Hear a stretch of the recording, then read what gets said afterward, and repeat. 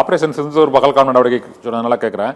இப்போ வெளியுறவுத்துறை அமைச்சர் ஜெய்சங்கர் வந்து இது தொடர்பாக நாங்கள் பாகிஸ்தான் அரசுக்கு தாக்குதல் தொடர்பாக முன்னரே அறிவித்தோம் என்று ஒரு கருத்தை தெரிவித்து விட்டு இப்போது மௌனம் சாதிக்கிறார். இந்த பிரச்சனையில மத்திய அரசோட அணுகுமுறை வந்து சரியானதா நீங்க பாக்குறீங்களா சார்? அதாவது ரொம்ப வேதனையாக இருக்கு.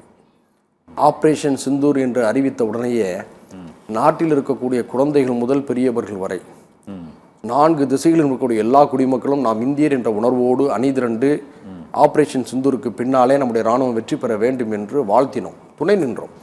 அது மட்டுமல்லாமல் இராணுவ வீரர்களுடைய குடும்பங்களுக்கு நாம் அந்த சமயத்தில் ஆறுதலாக இருந்தோம். ஏன்னா இராணுவ வீரர்கள் தான் களத்தில் நிற்கிறாங்க. ஒரு அரசு உத்தரவிடுகிறது, மக்கள் நாம் துணை நிற்கிறோம். உயிரை பணயம் வைத்து போராடுபவர்கள் நம்முடைய வீர வீராங்கனைகள், இராணுவத்தில் இருப்பவர்கள். அப்படிப்பட்ட ஒரு அளப்பரிய தியாகபூர்வமான ஒரு நடவடிக்கையில ஒரு அரசாங்கத்துடைய வெளியுறவுத்துறை அமைச்சர் சொன்ன கூற்று வந்து நம்முடைய நெஞ்சாங்கூடுகளை உடைக்கிறது. எதிரிகளை துவம்சம் செய்ய வேண்டும் என்பதற்காகத்தான் நாம் இந்த போரையை நடத்தினோம். அந்த போரை முன்கூட்டியே தகவல் சொல்லிவிட்டு நடத்தினோம் என்று இந்தியாவுடைய வெளியுறவுத்துறை அமைச்சர் ஜெய்சங்கர் அவர்கள் சொல்கிறார் என்று சொன்னால் இது ஒரு வகையான குறை அல்ல, தேச துரோகமோ என்ற சந்தேகம் எனக்கு வருகிறது. எதிரிக்கு தகவலை கொடுத்து விட்டு தாக்குதலை நடத்தினால் எதிரி உஷாரடைந்து தங்களுடைய கேந்திரங்களை வெளிப்படுத்துவார்கள், நம்முடைய தாக்குதலை முறியடிக்கக்கூடிய வியூகங்களை வகுப்பார்கள். இதான் நடக்கும். அதைத்தான் இப்போது ஜெய்சங்கர் இப்படி சொல்வது சாதாரண விஷயம் அல்ல, பெரும் குற்றம் என்று ராகுல் காந்தி சொல்றார்.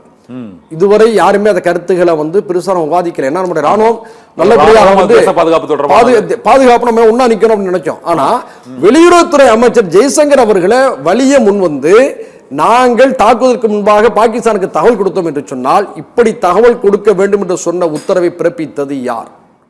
இது தேச துரோகமா அல்லவா? இதான் நம்முடைய கேள்வி. இப்படி பேசினாலே பாஜகவினர் என்ன அவங்களுடைய வலைதளங்கள் எல்லாம் பரப்புறாங்கன்னு சொன்னோம்னா என்ன கேள்வி கேட்கறீங்க?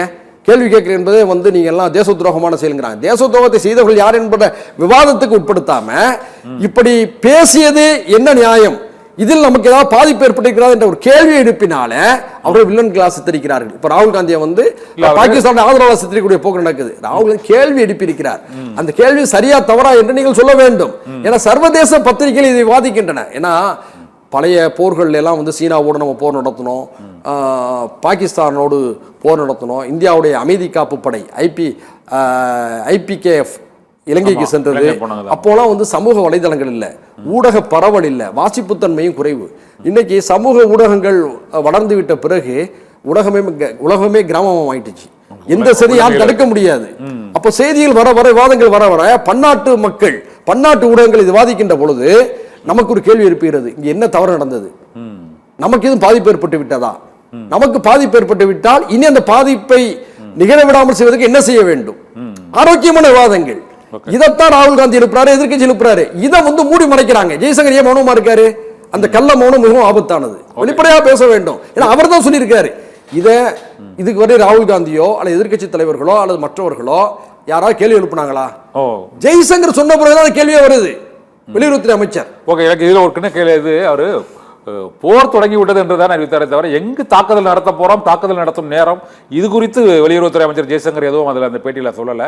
நாங்கள் போர் தொடங்க போறவங்க தான் அறிவிச்சிட்டாரு. அது வழக்கமாகவே பகல்காம் தாக்குதலுக்கு பின்னால் அடுத்த ஒரு 10-15 நாட்கள் வந்து போருக்கான அந்த முன்னேற்பாடுகள் நடந்து கொண்டிருந்தது. சிந்து நதி ஒப்பந்தம் ரத்து செய்யப்பட்டது, விமானங்கள் பறப்பதற்கு தடை விதிக்கப்பட்டது, அட்டாரி வாகா எல்லை மூடப்பட்டது. இது போன்ற நடவடிக்கைகள் நடந்த சூழ்நிலையில் வெளியுறவுத்துறை அமைச்சர் என்ற முறையில் போர் தொடங்குகிறோம் என்று அதுதான் அவர் தெரிவித்திருக்கிறாரே தவிர நாங்கள் தாக்குதல் நடத்த போகிறோம், நாங்கள் இந்த இடத்துல இத்தனை மணிக்கு போற ஆரம்பிக்க போறோம், அந்த மாதிரியான தகவல்களை அவர் சொல்லலை அப்படின்னு சொல்றாங்க. என்ன சார் இந்த கேள்வி எனக்கு ரொம்ப ஆச்சரியமா இருக்கு. என்னன்னா போருடைய நோக்கம் என்ன?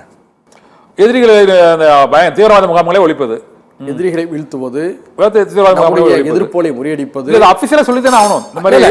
முறியடிப்பது, இதுதான். அப்போ உக்ரைன் மீது ரஷ்யா வந்து போர் தொடுத்துச்சு. போர் தொடுத்த பிறகுதான் உக்ரைனுக்கு தெரிய வந்துச்சு, மற்ற உலக நாடுகளுக்கும் தெரிய வந்துச்சு. அதுதான் போர். எதிரிகளை நுழைவுகளை வைப்பதுதான் போருடைய நோக்கம். நான் போரை தொடங்க போறேன்னு சொன்னா அவன் உடனடியாக உஷார் ஆகணும் இல்லையா?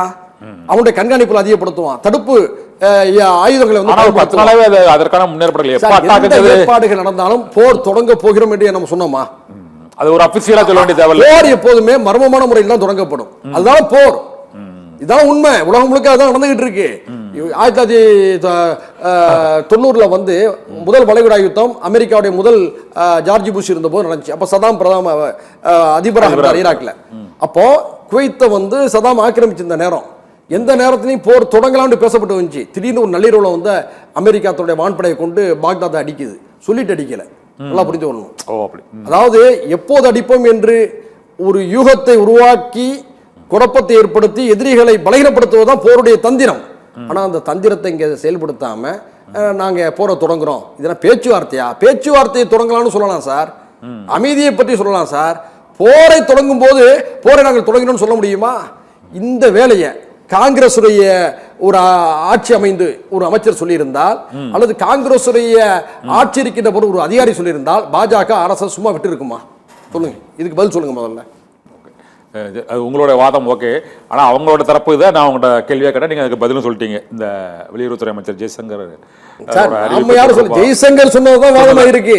ஜெய்சங்கர் சொல்கின்ற வரை யாருமே இந்த போரை பற்றி கேள்வியே எழுப்பல.